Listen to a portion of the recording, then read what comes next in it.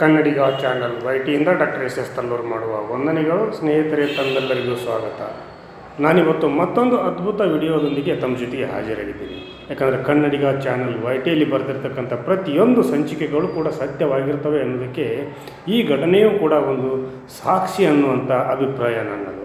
ಯಾಕಂದರೆ ಈಗಿನ ದಿನಮಾನಗಳಲ್ಲಿ ಪ್ರಸ್ತುತ ನಾವು ಯಾವ ರೀತಿ ಬದುಕಬೇಕು ಅನ್ನೋದನ್ನು ಕಂಡುಕೊಂಡ್ರೆ ನಮ್ಮ ಜೀವನ ಒಳ್ಳೆಯ ರೀತಿಯಿಂದ ಸಾಗೋದರಲ್ಲಿ ಸಂದೇಹವಿಲ್ಲ.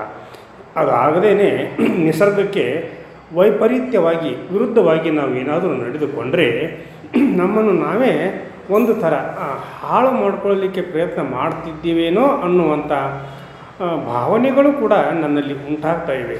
ಹೀಗಾಗಲಿಕ್ಕೆ ಕಾರಣ ಏನು? ಈ ನಿಟ್ಟಿನಲ್ಲಿ ನಮ್ಮ ಯುವ ಜನಾಂಗ ಹಾಗೂ ಯುವಕ ಯುವತಿಯರು ಕೂಡ ದಾರಿ ತಪ್ಪುತ್ತಿದ್ದಾರೇನೋ ಅನ್ನುವಂಥ ಒಂದು ದುಮ್ಮಾನವು ಕೂಡ ನನ್ನಲ್ಲಿ ಉಂಟಾಗ್ತಾ ಇರೋದು ಕೂಡ ಅಷ್ಟೇ ಸತ್ಯ. ಹೀಗಿರುವಾಗ ಪ್ರಸ್ತುತ ಈ ಸಂಚಿಕೆ ಇದನ್ನು ನೀವೆಲ್ಲರೂ ಕೂಡ ನೋಡಿ ನಿಮ್ಮ ಮನದಾಳದ ಕಮೆಂಟನ್ನು ಕೂಡ ನನ್ನ ಜೊತೆಗೆ ಹಂಚ್ಕೊಳ್ರಿ. ಯಾಕಂದರೆ ಈ ರೀತಿ ಆದರೆ ನಮ್ಮ ಮನುಕುಲಕ್ಕೆ ಒಂದು ಅಪಚಾರ ಅನ್ನುವಂಥ ಭಾವನೆ ನನ್ನದು ಹಾಗೂ ನಿಮ್ಮದು ಕೂಡ ಅನ್ನುವಂಥ ವಿಚಾರ ನನ್ನದು. ಹೀಗಿರುವಾಗ ಇನ್ನೇನು ನಾನು ಈ ಒಂದು ಘಟನೆಯ ಮುಖ್ಯವಾದ ವಿಷಯಕ್ಕೇ ಬರಲಿಕ್ಕೆ ಪ್ರಾರಂಭ ಮಾಡ್ತಾ ಇದ್ದರೂ ಕೂಡ ಈಗ ನಮ್ಮ ಯುವಕ ಯುವತಿಯರು ಯಾವ ರೀತಿ ಯೋಚನೆಯಲ್ಲಿ ತೊಡಗಿದ್ದಾರೆ ಹಾಗೂ ಅವರ ಯೋಚನೆಗಳು ಅವರಿಗೆ ಒಪ್ಪಿಗೆ ಆಗಿರ್ಬೋದು, ಆದರೆ ಅದು ನಿಸರ್ಗಕ್ಕೆ ಹಾಗೂ ಸಮಾಜಕ್ಕೆ ಅದು ಒಳ್ಳೆಯದಾ ಅಥವಾ ಕೆಟ್ಟದ್ದಾ ಅನ್ನುವಂಥ ಒಂದು ವಿಚಾರವನ್ನು ಮಾಡದೇ ಇರತಕ್ಕಂಥ ಒಂದು ಸನ್ನಿವೇಶವೂ ಕೂಡ ಈಗ ಯುವಕ ಯುವತಿಯರಲ್ಲಿ ಉಂಟಾಗಿರೋದು ಕೂಡ ಅಷ್ಟೇ ಸತ್ಯ.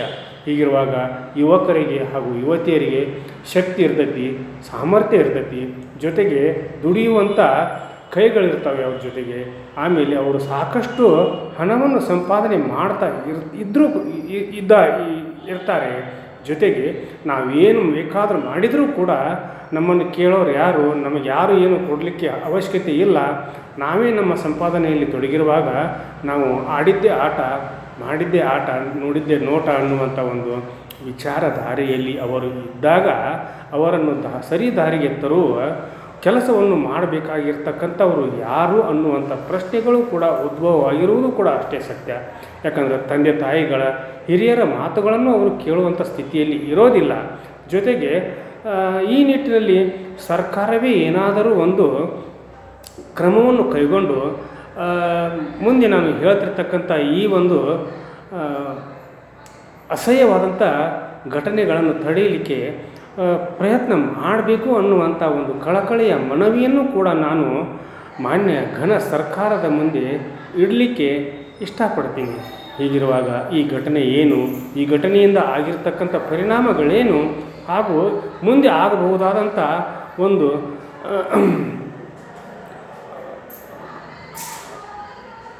ದೂರಾಲೋಚನೆಗಳು ಕೂಡ ನಾವು ನೋಡಲಿಕ್ಕೆ ಸಾಧ್ಯ. ಹೀಗಿರುವಾಗ ಇವುಗಳನ್ನು ಈಗಲೇ ನಾವು ತಡೆಗಟ್ಟದೇ ಇದ್ದರೆ ಮುಂದೆ ನಾವು ಹಲವಾರು ಗಂಡಾಂತರಗಳನ್ನು ಎದುರಿಸಬೇಕಾಗಬಹುದು ಅನ್ನುವಂಥ ಒಂದು ವಿಚಾರವನ್ನು ಈ ಸಂದರ್ಭದಲ್ಲಿ ನಾನು ಮಾಡ್ತಾ, ಈಗ ನಾನು ಹೇಳ್ತಾ ಇರ್ತಕ್ಕಂಥ ಸಂಚಿಕೆ ಉತ್ತರ ಪ್ರದೇಶದಲ್ಲಿ ನಡೆದಿರತಕ್ಕಂಥ ಒಂದು ಅಮಾನವೀಯ ಸಂಚಿಕೆ ಅಂತಲೇ ನಾನು ಇದನ್ನು ಅಮಾನವೀಯವಾದಂಥ ಘಟನೆ ಅಂತಲೇ ನಾನು ಈ ಸಂಚಿಕೆಯಲ್ಲಿ ಅದನ್ನು ವರ್ಣಿಸಲಿಕ್ಕೆ ಇಷ್ಟಪಡ್ತೀನಿ. ಹೀಗಿರುವಾಗ ಪುರುಷ ಹಾಗೂ ಮಹಿಳೆಯರು ಅಂದರೆ ಹುಡುಗಿ ಅಥವಾ ಹುಡುಗ ಮದುವೆಯಾಗುವುದು ಸ್ವಾಭಾವಿಕ. ಇದು ನಡೆದು ಬಂದಂಥ ಇತಿಹಾಸದ ಪುಟಗಳಿಂದಲೂ ಕೂಡ ಹಾಗೂ ಮಹಾಭಾರತ ಹಾಗೂ ಯುಗಗಳಿಂದಲೂ ಕೂಡ ನಡೆದು ಬಂದಿರತಕ್ಕಂಥ ಒಂದು ಪರಿಪಾಠ. ಯಾಕಂದ್ರೆ ಪುರುಷ ಹಾಗೂ ಸ್ತ್ರೀ ಮದುವೆಯನ್ನು ಮಾಡಿಕೊಳ್ಳೋದು ಸ್ವಾಭಾವಿಕ. ಆದರೆ ಹುಡುಗಿಯರನ್ನೇ ಮದುವೆ ಮಾಡಿಕೊಳ್ಳುವಂಥ ಒಂದು ವಿಚಾರವನ್ನು ನೀವು ಎಲ್ಲಾದರೂ ಕೇಳಿದ್ದೀರಾ ಅನ್ನುವಂಥ ಪ್ರಶ್ನೆಗೆ ಕೇಳಿರ್ಬೋದು. ಅಲ್ಲೊಂದು ಇಲ್ಲೊಂದು ಘಟನೆಗಳು ಆಗ್ತಾ ಇರೋದು ಕೂಡ ಸತ್ಯ. ಹೀಗಿರುವಾಗ ಉತ್ತರ ಪ್ರದೇಶದಲ್ಲಿ ಈಗ ಮೊನ್ನೆ ನಡೆದಿರ್ತಕ್ಕಂಥ ಈ ಘಟನೆ, ಇದನ್ನು ನೀವೆಲ್ಲರೂ ಕೂಡ ವಿಚಾರ ಮಾಡಲಿಕ್ಕಾಗಿ ಅದೇನು ಅಲ್ಲಿ ಯಾವ ರೀತಿ ಆಯಿತು ಅನ್ನೋದನ್ನು ಘಟನೆಯನ್ನು ಕೂಡ ನಾನು ತಮಗೆ ಹೇಳಲಿಕ್ಕೆ ಬಯಸಿದ್ದೀನಿ. ಅಲ್ಲಿ ಒಬ್ಬ ಬ್ಯೂಟಿ ಪಾರ್ಲರನ್ನು ಇಟ್ಕೊಂಡಂಥ ಒಬ್ಬ ಯುವತಿ ಆ ಯುವತಿಯ ಬ್ಯೂಟಿ ಪಾರ್ಲರಿಗೆ ತನ್ನ ಒಂದು ಬ್ಯೂಟಿ ಪಾರ್ಲರನ್ನು ಮಾಡಿಸ್ಕೊಳ್ಳಲಿಕ್ಕೆ ಅಂದರೆ ಅದೇನಂತಾರಲ್ಲ ಹೆಣ್ಮಕ್ಳು ಸೌಂದರ್ಯವನ್ನು ಅಳವಡಿಸ್ಕೊಳ್ಳಲಿಕ್ಕೆ ಬ್ಯೂಟಿ ಪಾರ್ಲರ್ಗೆ ಬರ್ತಾರಲ್ಲ ಅಂಥ ಒಬ್ಬ ಹುಡುಗಿ ಅವಳು ನಿಜಕ್ಕೂ ಕೂಡ ದೊಡ್ಡ ಶ್ರೀಮಂತರ ಹುಡುಗಿ ಅಂತಲೇ ಹೇಳ್ಬೋದು. ಆ ಪಾರ್ಲರ್ಗೆ ಬರ್ತಾಳೆ, ಬಂದು ಆ ಪಾರ್ಲರಿನಲ್ಲಿ ತನ್ನ ಒಂದು ಬ್ಯೂಟಿ ಪಾರ್ಲರ್ ಮಾಡಿಸ್ಕೊಂಡು ಆಮೇಲೆ ಕೆಲವೊಂದು ದಿವಸಗಳ ನಂತರ ಆ ಇಬ್ಬರು ಒಳ್ಳೆಯ ಸ್ನೇಹಿತರು ಕೂಡ ಆಗ್ತಾರೆ. ಹಾಗಾದಮೇಲೆ ಅವರಿಬ್ಬರು ಕೂಡ ಒಂದು ತೀರ್ಮಾನಕ್ಕೆ ಬರ್ತಾರೆ, ನಾವು ಯಾಕೆ ಮದುವೆ ಮಾಡಿಕೊಳ್ಬಾರ್ದು ಅನ್ನುವಂಥ ಒಂದು ನಿರ್ಧಾರಕ್ಕೆ ಬಂದು ಈ ಒಬ್ಬ ಬ್ಯೂಟಿ ಪಾರ್ಲರ್ ನಡೆಸ್ತಿರ್ತಕ್ಕಂಥ ಆ ಯುವತಿಯ ಜೊತೆಗೆ ಆ ಇನ್ನೊಬ್ಬ ಯುವತಿ ಮದುವೆಯನ್ನು ಕೂಡ ಮಾಡಿಕೊಳ್ತಾರೆ. ಯಾಕಂದರೆ ಇದು ಅವರ ಮನೆಯವರಿಗೆ ಗೊತ್ತಿದೆಯೋ ಗೊತ್ತಿಲ್ವೋ ನಮಗೂ ಗೊತ್ತಿಲ್ಲ.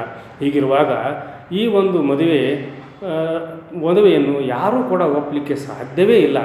ಆಮೇಲೆ ಮದುವೆಯಾದಂಥ ಇಬ್ಬರು ಹುಡುಗಿಯರು ಅದರಲ್ಲಿ ಒಬ್ಬರು ಪುರುಷರ ಒಂದು ಲಿಂಗವನ್ನು ಪಡೆದುಕೊಳ್ಳಲಿಕ್ಕೆ ಯಾರಾದರೂ ಒಬ್ಬರು ಮುಂದೆ ಬರಬೇಕಲ್ಲ. ಹೀಗಾದಾಗ ಆ ಬ್ಯೂಟಿ ಪಾರ್ಲರ್ಗೆ ಬರ್ತಿದ್ಲಲ್ಲ ಆ ಹುಡುಗಿ ಲಿಂಗ ಪರಿವರ್ತನೆ ಮಾಡಿಕೊಳ್ಳಲಿಕ್ಕೆ ವೈದ್ಯರನ್ನು ಕೂಡ ಸಂಪರ್ಕ ಮಾಡಿದ್ದಾಳೆ, ಹಾಗೂ ಶಸ್ತ್ರಚಿಕಿತ್ಸೆಗೂ ಕೂಡ ಒಳಗಾಗಿದ್ದಾಳೆ ಅನ್ನುವಂಥ ಮಾತುಗಳು ಕೂಡ ಕೇಳಿ ಬರ್ತಾ ಇವೆ. ಇನ್ನು 4-5 ಶಸ್ತ್ರಚಿಕಿತ್ಸೆಗಳಾದ ಮೇಲೆ ಲಿಂಗ ಪರಿವರ್ತನೆ ಆಗಬಹುದು ಅನ್ನುವಂಥ ಒಂದು ವಿಚಾರವೂ ಕೂಡ ಈಗ ಅಲ್ಲಿ ನಡೆದಿರ್ತಕ್ಕಂಥ ಒಂದು ಘಟನೆ.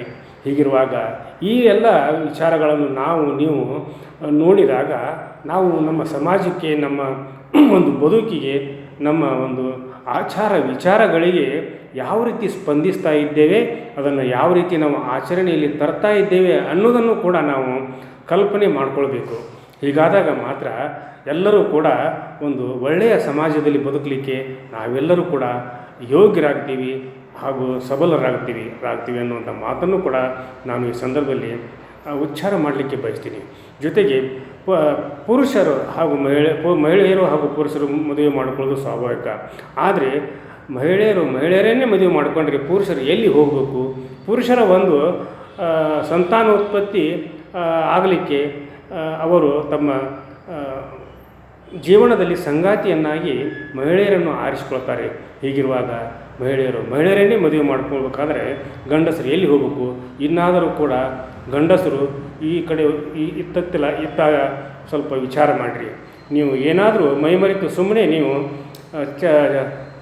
ಗೋಣು ಕೆಳಗೆ ಹಾಕ್ತಾ ಹೋಗ್ತಾ ಇದ್ದರೆ ಮಹಿಳೆಯರು ತಮ್ಮಷ್ಟಕ್ಕೆ ತಾವೇ ಮದುವೆ ಆಗ್ತಾ ಹೋಗಿ ನಿಮಗೆ ಮುಂದೆ ಮದುವೆ ಆಗಲಿಕ್ಕೆ ಹೆಣ್ಣುಗಳೇ ಸಿಗಲಿಕ್ಕಿಲ್ಲ ಅನ್ನುವಂಥ ಒಂದು ಸಂದೇಶವನ್ನು ಕೂಡ ಈ ಸಂದರ್ಭದಲ್ಲಿ ನಾನು ಪುರುಷರಿಗೆ ಹುಡುಗರಿಗೆ ಹೇಳಲಿಕ್ಕೆ ಬಯಸ್ತೀನಿ.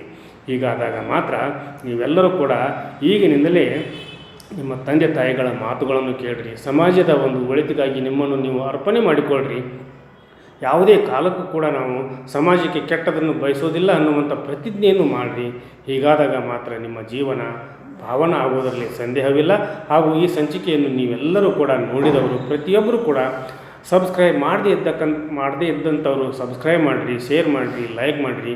ಈ ಸಂಚಿಕೆಯನ್ನು ಹುಡುಗರು ಹಾಗೂ ಪುರುಷರು ಹಾಗೂ ಮಹಿಳೆಯರು ಪ್ರತಿಯೊಬ್ಬರೂ ಕೂಡ ನಿಮ್ಮೆಲ್ಲ ಸ್ನೇಹಿತರಿಗೆ, ಬಂಧುಗಳಿಗೆ ಹಾಗೂ ನಿಮ್ಮೆಲ್ಲ ಗ್ರೂಪ್ಗಳಿಗೆ ಇದನ್ನು ತಲುಪಿಸ್ರಿ ಹಾಗೂ ಕಮೆಂಟನ್ನು ನನ್ನ ಜೊತೆಗೆ ಹಂಚ್ಕೊಳ್ರಿ ಅಂತ ಹೇಳ್ತಾ ಇವತ್ತಿನ ಸಂಚಿಕೆಯನ್ನು ಇಲ್ಲಿಗೆ ಮುಗಿಸಿ ನಾಳಿನ ಸಂಚಿಕೆಯೊಂದಿಗೆ ತಮ್ಮ ಜೊತೆಗೆ ಹಾಜರಾಗ್ತೀನಿ. ಅಲ್ಲಿವರೆಗೂ ನನ್ನ ನಮಸ್ಕಾರ.